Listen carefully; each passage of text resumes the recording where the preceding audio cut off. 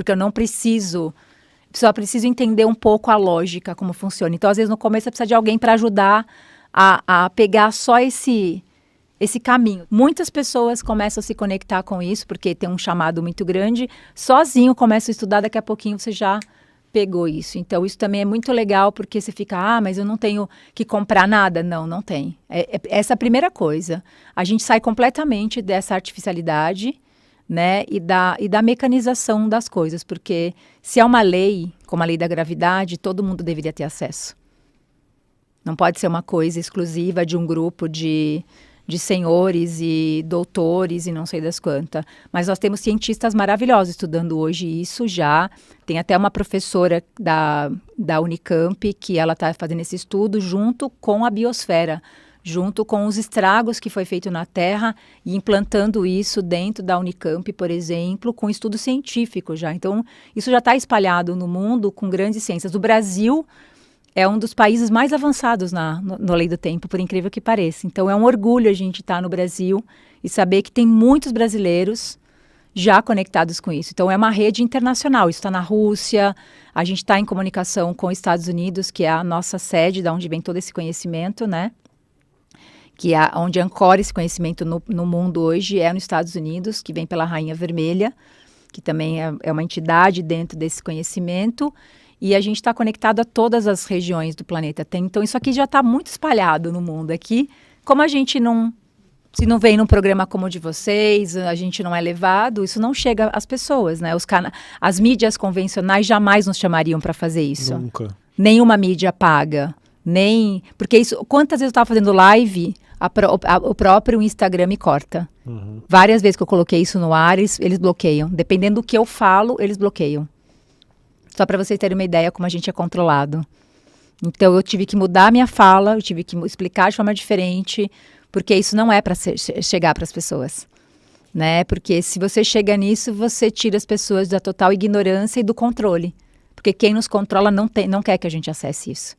Porque existe muito interesse para que a gente continue pagando imposto, trabalhando, ficando doente, porque a gente está valendo bastante dinheiro, se a gente for ver, né?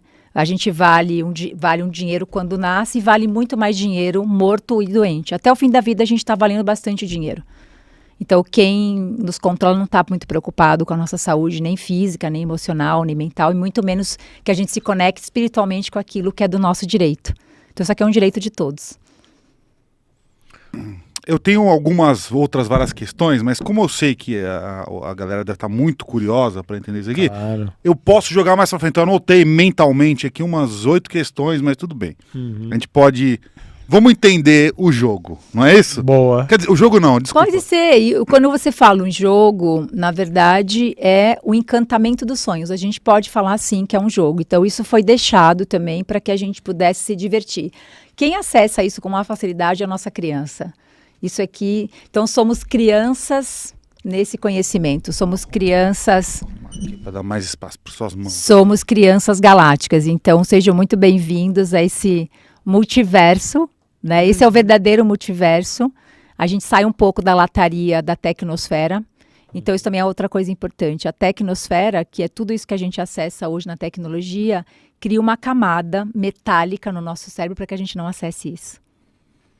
Está impedindo um Sim. desenvolvimento. Sim, porque, na verdade, a gente está dando muito mais importância para uma rede analógica, vamos pensar assim, do que para a nossa própria rede neural. Então, na verdade, nós temos 100% capacidade de abrir nossa consciência quando a gente acessa isso. O objetivo disso é 100% de abertura da consciência. Você imagina se você viesse com toda essa capacidade de saber quem é você, de onde você veio, o que você veio fazer aqui, qual o seu próximo passo, enfim. Então, nós estamos abrindo a nossa consciência. Então, o pessoal que já pratica isso, a gente já deu um passinho a mais, aí vai abrindo cada vez mais e coisas incríveis a gente vai começando a perceber. Mas você já chegou nessas respostas com relação ao seu indivíduo neste momento? Sim, eu já acessei muitas outras minhas encarnações a partir disso. Tive muitas curas, inclusive, estava presa em várias linhas do tempo, né? Acessei coisas de 3, 4, 5 mil anos. Essa aqui eu já estou quase 36 encarnações, então é bastante coisa. E a gente está preso nessa terra, né? por conta disso. Então, tem seres que estão aqui há muito tempo. Então, se eu fosse olhar espiritualmente, eu sou um ser muito velho, né? Então, tem seres mais novos. Então, é importante que você comece a acessar essas linhas do tempo. Por exemplo, eu tenho consciência que hoje uma parte do que eu estou fazendo aqui, eu tinha uma das missões parecidas disso no Egito. Então, você começa a ter visões muito mais claras, né? Os teus sonhos ficam muito mais claros. Porque você começa a acessar esses fractais, né, do tempo que você ficou perdido. Tem pessoas que estão aqui há 10 e não era para ter tanta encarnação, né? Então, a gente sai um pouco da tal da roda de Sansara, né? Que a gente fica ali e se você não acessa isso, você volta. Então, quem quer ficar voltando na Terra sem acessar isso? Porque você passa pelo véu do esquecimento. Imagina, você esquecer de tudo isso. Então, tem muitos de nós que estamos trabalhando com isso hoje. A gente sabe se a gente quiser voltar para a Terra, a gente pode voltar para a Terra.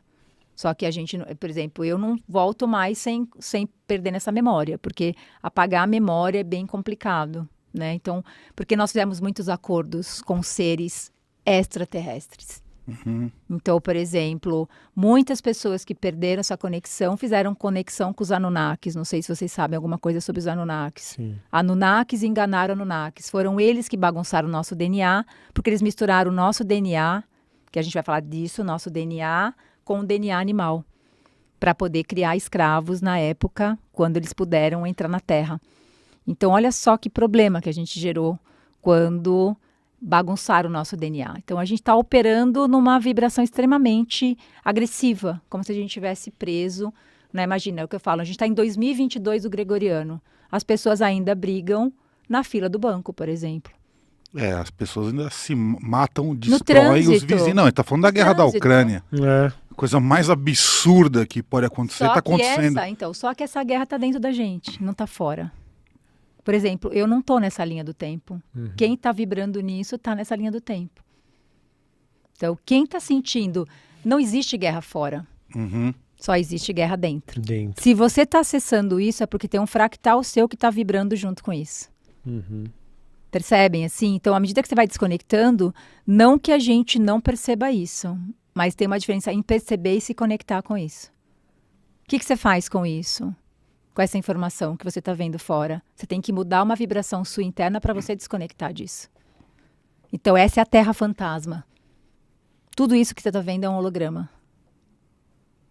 E é para que a gente continue acessando isso. Será que está tudo acontecendo isso mesmo? Olha que forte que eu estou perguntando para vocês. Será que não está? Essa que é a questão também, né? Então, tem duas terras. Tem uma terra fantasma e tem uma terra verdadeira. Olha a cara do guru. Adorei essa cara. Não, mas qual é qual, então? Então, você que tem que escolher. A gente acessa qual? Aqui nos controla. Não que a gente não esteja vendo. O problema não é ver, é se conectar a. Então, quando você fala de lá, você também está conectado e se igualando a isso. Mas aí, qual que é a solução para esse paradoxo? Então, vamos lá. Como é que Cristo trabalhou na Terra quando ele estava aqui? O que ele fazia? Todo mundo fala de espiritualidade, mas ninguém faz o que o cara fazia. O maior físico quântico do planeta foi Yeshua, né? Jesus Sananda. Ninguém faz o que ele faz. É muito fácil falar de espiritualidade e não falar e não fazer o que eles fizeram.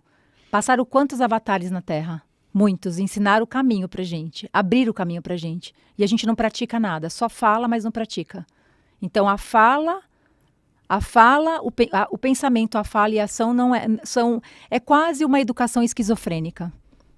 Que veio dos nossos pais, que veio da escola. A gente fala uma coisa, pensa outra e faz outra. Essa é a desconexão que a gente está. Então, é muita gente falando para pouca gente trabalhando. Então, esses 144 mil são pessoas que são realmente pessoas que estão prontas para amadurecer espiritualmente.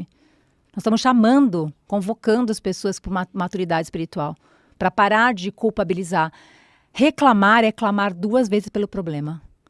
Uma reclamação vibra 110 mil gigas na camada ressonante da Terra. Uma reclamação sua. 110 mil gigas de destruição da camada ressonante da Terra. Vocês têm noção que uma reclamação sua é quase que uma bomba nuclear? Então, aonde que está caindo a guerra? Na sua reclamação.